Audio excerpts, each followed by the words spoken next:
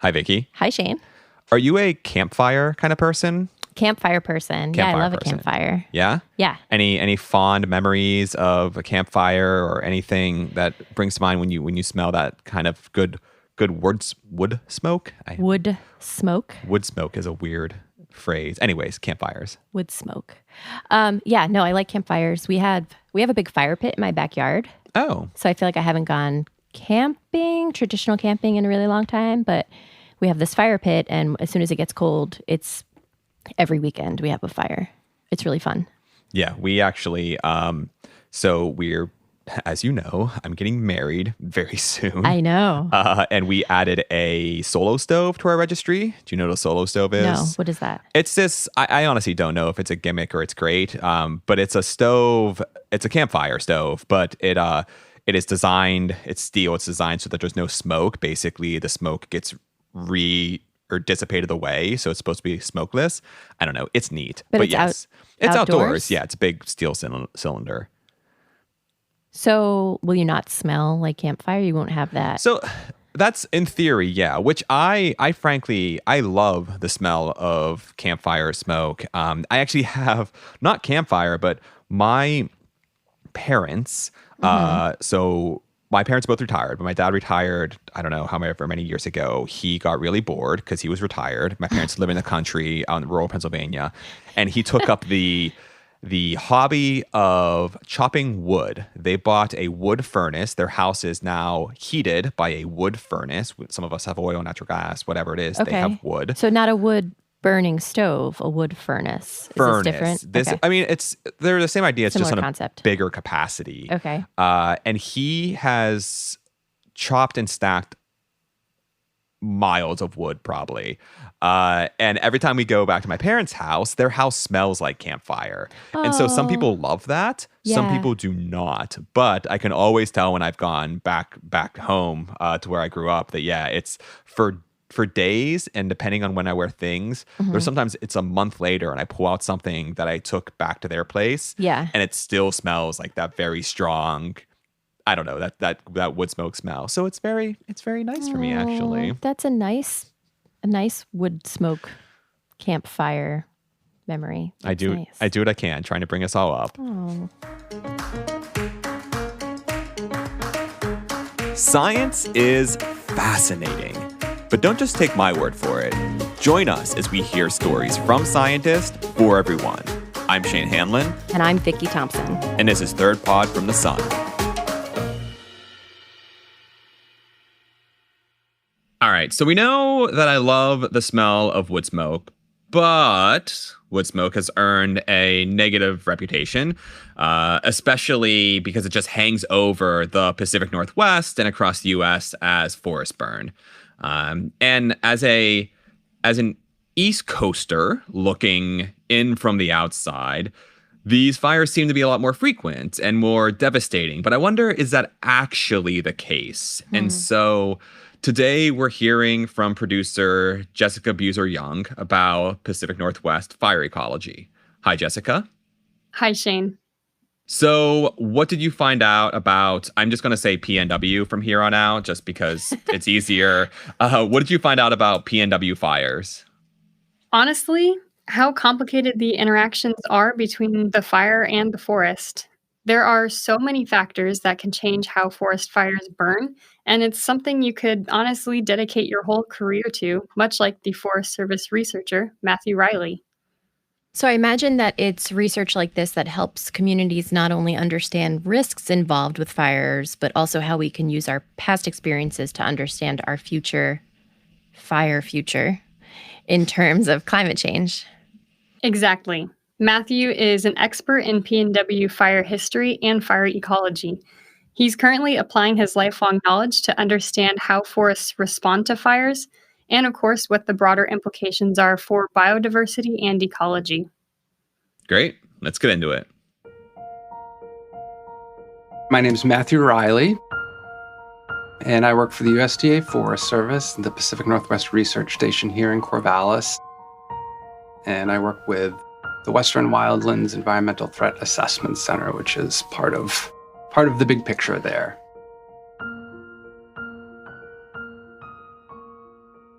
great. So how did you get into this work?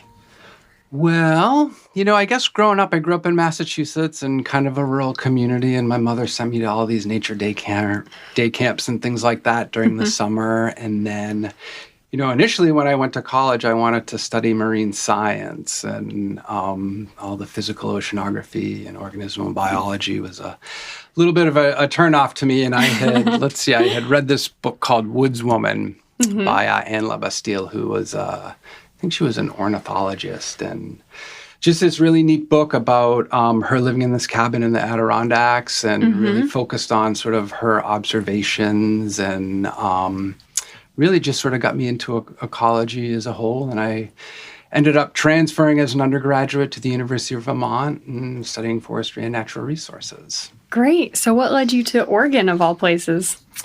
I moved to Oregon in 2010. I had been working in the southeastern United States, did my master's degree at the University of Georgia. And, really I was drawn out here by the big trees and the old growth forests and the spectacular landscapes. I love to ski. The skiing is much better in Oregon than in Georgia. Yeah. And I've just sort of fallen in love with the landscapes, and there's just so much to see and to study. That's so great. So, as a forest ecologist, do you spend a lot of time out in forests, out in the field? Not as much as I would like to. But yeah, before coming back to do the PhD, I spent a lot of years working in the field doing plant surveys and things like that all over the southeastern United States. And these days I get out in the field opportunistically when I can. Yeah. So. Oh, for sure. What was one of your most favorite times out in the field? I've worked in a lot of different places back east and out west. And I really had this foundational experience. After I transferred to the University of Vermont, I took a year off and spent a year living in this old growth bottomland hardwood and cypress swamp in South Carolina. Wow. Yeah, and so I was out there living in this cabin by myself on the edge of the swamp, and I did an undergraduate thesis, and we were studying the response of the floodplain forests to Hurricane Hugo, which had gone through about maybe 18 years before. Wow. So, yeah, a really neat chance to learn about doing field work and old growth forests, and really how disturbances like hurricanes and fire change our forests.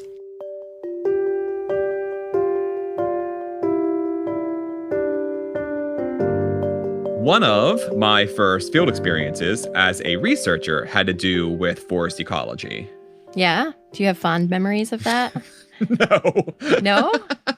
No, I was looking at disturbances, but not due to hurricanes or fire, but actually deer.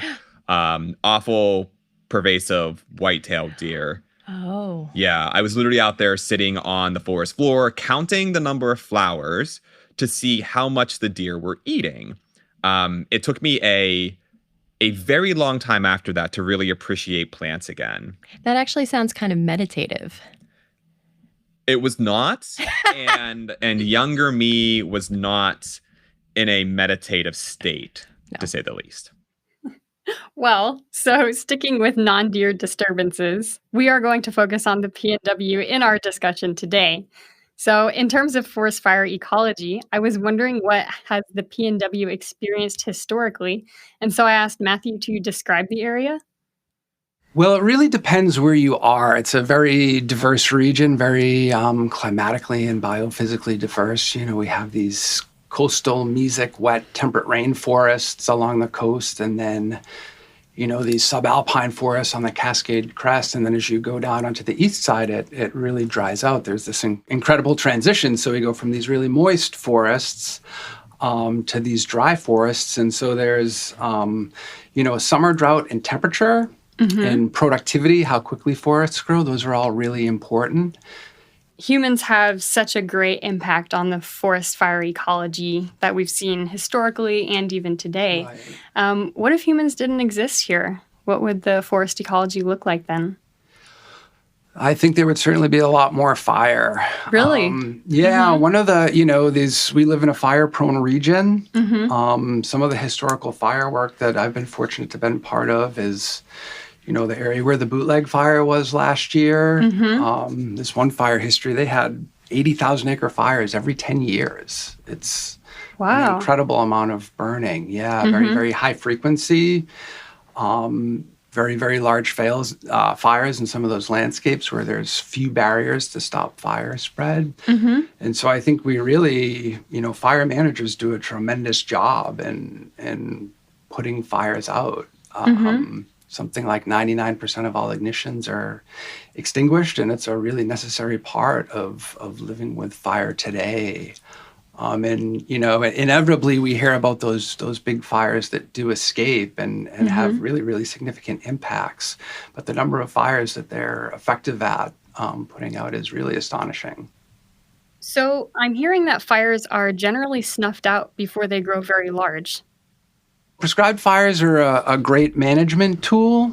In these cases, sometimes they enable managers to put fire down under, relatively safe conditions where they can meet management goals. The amount of fire here in the Pacific Northwest, especially on the east side, was really at great spatial scales, large fires and very frequent. And so it really is a great tool for managers who are looking to do restoration or control fuels or foster biodiversity, depending where you are. Right. So, as you've said, the PNW is very fire prone. So how do these fires typically start? So, of course, we have lightning here in the Pacific Northwest, which is an important source of ignition. But there were also Native Americans here for thousands of years that practiced some really extensive tribal burning practices, whether it be to manage the vegetation for food or other resources. There were people out there that were starting fires here in the Willamette Valley prior to all these Douglas firs that we see today. It was primarily a white oak woodland. Oh, interesting. So, yeah, very, very frequent. We don't have a lot of lightning here, right? And so, places like Northern California, very important, the east side, and even on the west side here, things like huckleberries were really important tribal resources. And so a very important of ignition on the landscape that really has been excluded, with European colonization and fire exclusion. So what is fire exclusion? Well, fire exclusion is essentially, the putting out of fires and natural fire starts. And so it's really been going on for probably over a century, depending on where you are. And, initially fire was misunderstood as an important ecological process. So we've seen, the east side is a great example where some of these forests have missed 4, 5, 6, 7 fire cycles, and in the absence of that, what you've seen are increased densities, so more trees, more smaller trees, shifts in composition. So different species, you see these fire-tolerant white fir, grand fir moving in, and really changing the structure of those forests. And so historically, when there was frequent fire in those forests, they would have controlled fuels and killed small trees here and there and left the large trees, the big ponderosa pines, as the backbone of the forest. But when you remove that, it allows everything to grow in. And so, fuels are more continuous going from the ground to the canopy. So fires can get up into the canopy. And if you look out at an aerial photo, you can see that canopies across landscapes are also more contiguous, and so fire can move more easily through those landscapes.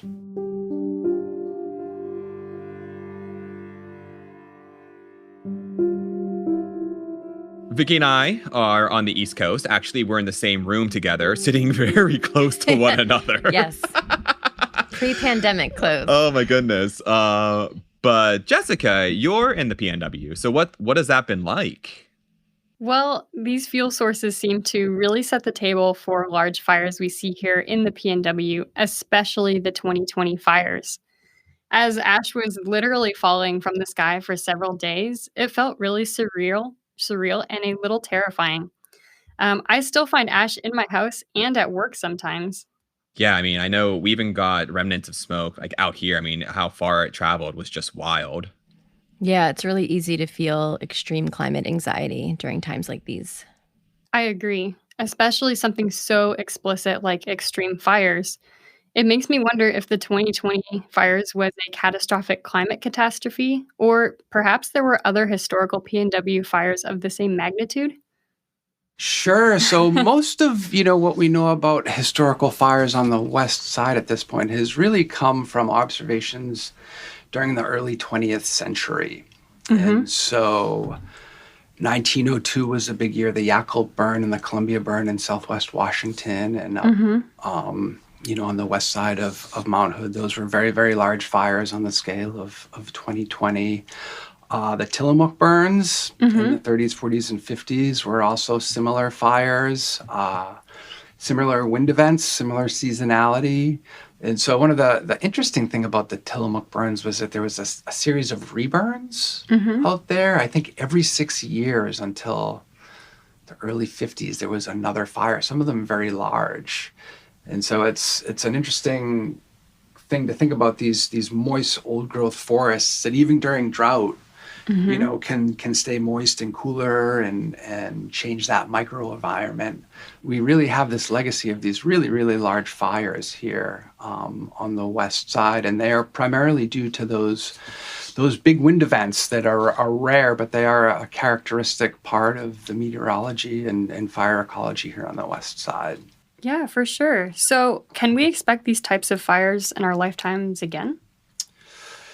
The potential is always there as long as those east winds happen, and it's expected that they will continue on into the future as they have in the past. And so it's really a question of whether or not there are fires burning or ignitions when they happen. Certainly we haven't had a large one, since the 50s there in the Tillamook burns. But, as we learned in 2020, all it takes is a couple ignitions, and those strong east winds are just, there's nothing to stop them when fires get going. So how do the strong east winds fuel these fires as opposed to maybe strong west winds? Yeah, so most of the winds that we get here in the Pacific Northwest are, sort of off the Pacific Ocean. And these east winds are characteristic. The Pacific Northwest is not the only place where they happen, and there's probably the best known example are the Santa Ana winds in Southern California, where they're actually very, very frequent. But what you get are these strong pressure gradients on either side of the Cascades. In this case, cold Arctic air, high pressure air that came in, and these pressure gradients that then force that dry air down the west slopes of the Cascades, and they dry out and they accelerate as they move down slope.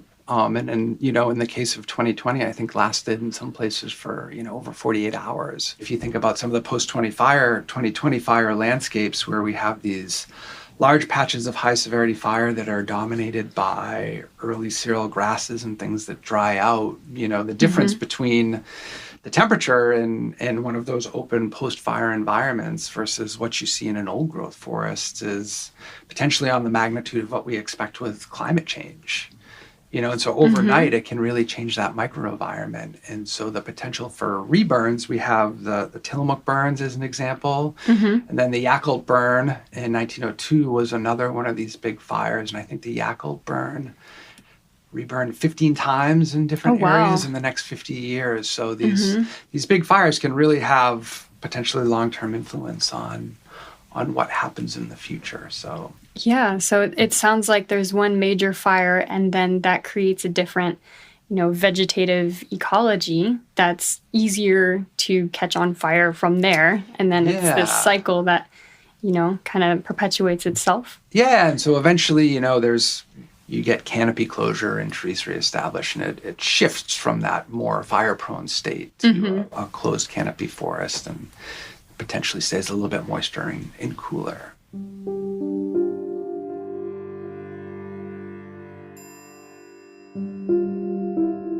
Fires that, they're part of ecosystem and forest dynamics, and they play an important ecological role. They create what we call early cereal habitats. And so they're rich in biological legacies, things like big old trees that might have survived, and snags, dead trees, and downed wood. And there are, lots of species, plant and animal species, that have evolved with fire and really depend depend on it as habitat. And, on the west side here, where our forests are very productive, it's fairly ephemeral. So as a stage of forest development, your early cereal habitat might only last 25 or 50 years before a tree's established and the canopy closes. Whereas old growth can persist for, 400 or 600 years or longer. Wow. So it's a unique component of biodiversity. And, in terms of salvage logging, it's a values trade-off. Everyone has their different perspective on salvage logging. If you love black-backed woodpeckers, which are a cavity nester, really dependent on dead trees, salvage logging is not good for your favorite animal's habitat. If you're a private landowner, right, and you're depending on that for some revenue or potentially to put your kids through college one day, it's an integral part of how you make ends meet. And, certainly dead trees pose hazards. Yeah. And so they can fall. And so it's a really important tool potentially for fuels management after fires and increasing accessibility through roads and things like that. So it's a very controversial issue, but there's trade-offs and really multiple perspectives on it. Late in 2021, a book was published that culminates the knowledge and expertise from over 70 experts on forest fire ecology and management across the U.S. Matthew, here with me today, was the lead scientist for the Pacific Northwest region, where they discuss the past, present, and future of forest fires in light of climate change. It was really neat to work with meteorologists and fire managers and ecologists and folks with silvicultural perspectives and really try and bring that together into a single story that was approachable, not only by scientists, but hopefully by managers and even the public in some cases. There was a consensus in this book that the Pacific Northwest as a whole, it will experience less forest fire in the last 3 decades than would be expected under historical conditions. Are you able to elaborate on that? Sure, yeah. And I think, it's when I tell people this, people's jaws drops, right? Mine did when I read that. And so our perspectives are very much driven by our experiences and the places we see. And if you drive over San Diego Pass towards Sisters, there's been several large fires there in that landscape, and they leave a lasting memory. But when you zoom out to a regional scale, historically on the east side, we had fires potentially every 5 to 25 years, and some of them were really, really large. Here on the west side, we're learning more about that. We didn't just have these high-severity wind-driven fires. There were other more mixed-severity fires that may have happened every 50 to 75 years. And it really is, fire management. The Forest Service and ODF, they do a tremendous job at putting out fires when they start to protect resources and people and things like that. And so when you zoom out, there is far less fire than there would have been historically, especially on the east side. Yeah. Although that's changing very, very quickly. Why is that changing? Very rarely. Well, I think it's climate change for sure. And the work that I did where we sort of stumbled upon that, wow, there's actually less fire here than we would have expected historically. That was maybe published 5 years ago, and I feel like it's outdated already because we've had these series of large fires, and things can change very, very quickly. California, 1 million acre fire. And so we have a novel fire regime here in the Pacific Northwest, and fires may not be as frequent or burn as much area on an annual basis when you zoom out to that scale, but they are having extraordinary changes at landscape scales and changing the landscapes that we live in and recreate, and a lot of those places will never look the same in our lifetime.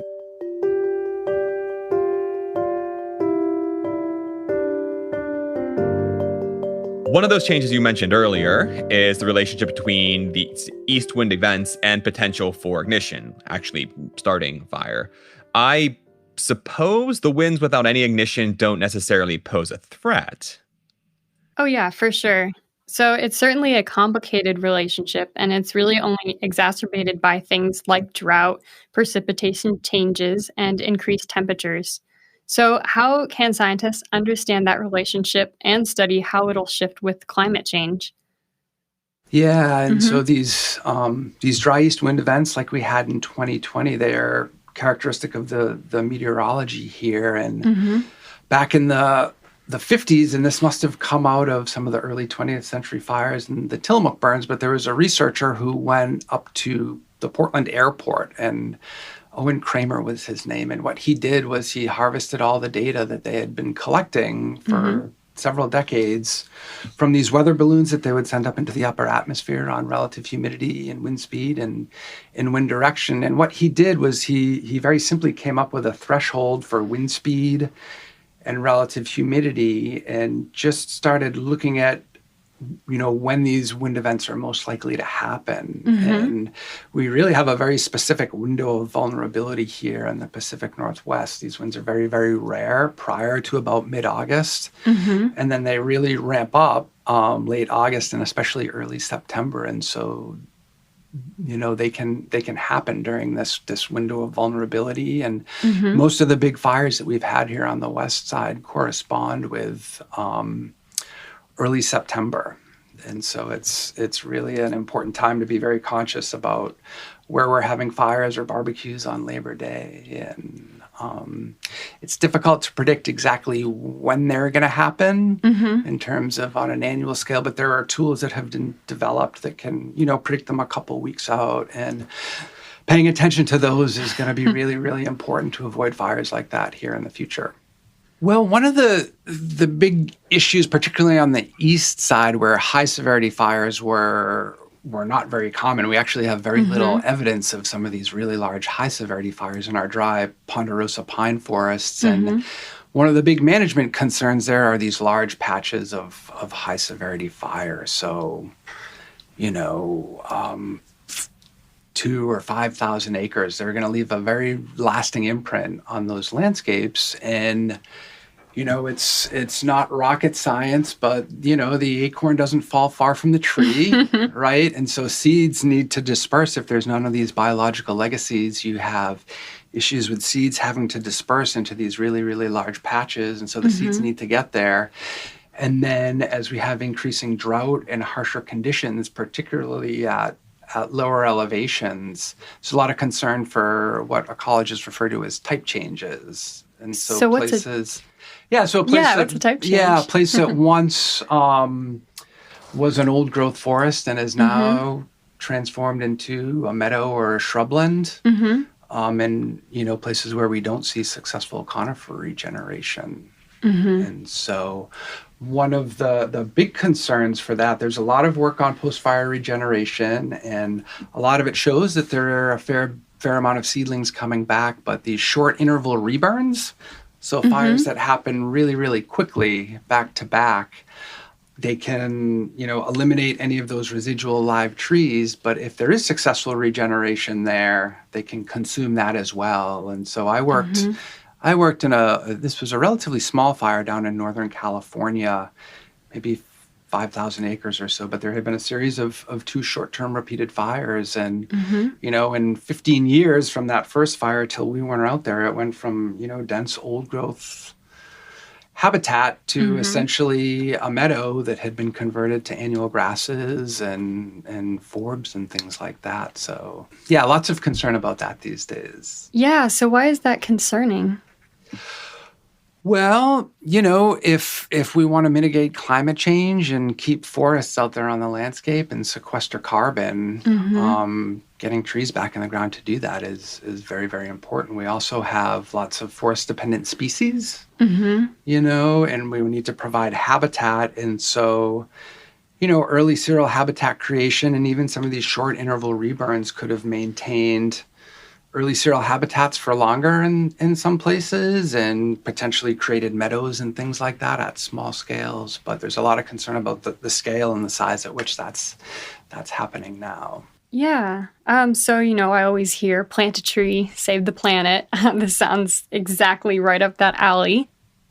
There's large-scale reforestation efforts going on to replant these forests that we've lost. And one of the the big hurdles is just the scale at which these fires are happening and the amount of acres that needs to be replanted. And if you think about, if we had a consistent creation or loss of forest and we had to replant 10,000 acres every year, it'd be pretty easy to plan for. Maybe that's pretty easy is probably an overstatement. But you could at least logistically come up with a plan to say we need this many seedlings per year and, this is what we'll do. But when you have, million-acre fires and 80 or 90,000 acre fires even, and they're unpredictable. There's a shortage of seedlings, and so there's a lot of logistics that go into planning and reforestation, and the planning part just seems like a really, really difficult thing. Not knowing what you were going to need for your resources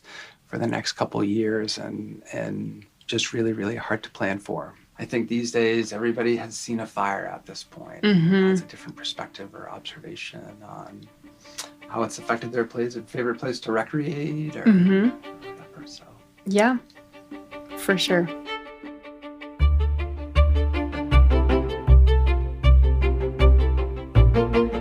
Unfortunately, fire is going to become part of everyone's lives. Yeah, I'm just really thankful that folks like Matthew are out there fighting the good fight. Definitely.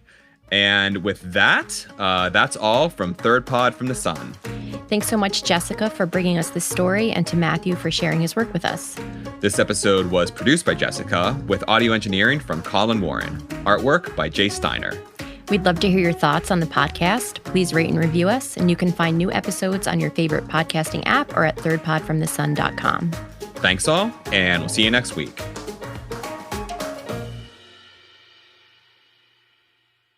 What does he say coming out of this? As far as have you ever been in an area with forest fires? I guess, land fires. I don't think you'd call them forest fires. So I grew up in the Meadowlands in New Jersey, and there were often fires in the Meadowlands growing up. And I'm not sure why, actually. I never really thought about it. I don't know if it was dry or if there's like a lot of industry there, like what caused it or what exacerbated it. Yeah. Exacerbated? Exacerbate. It doesn't matter. You know what I mean. Exacerbated? Exacerbated. There we are. Exacerbated.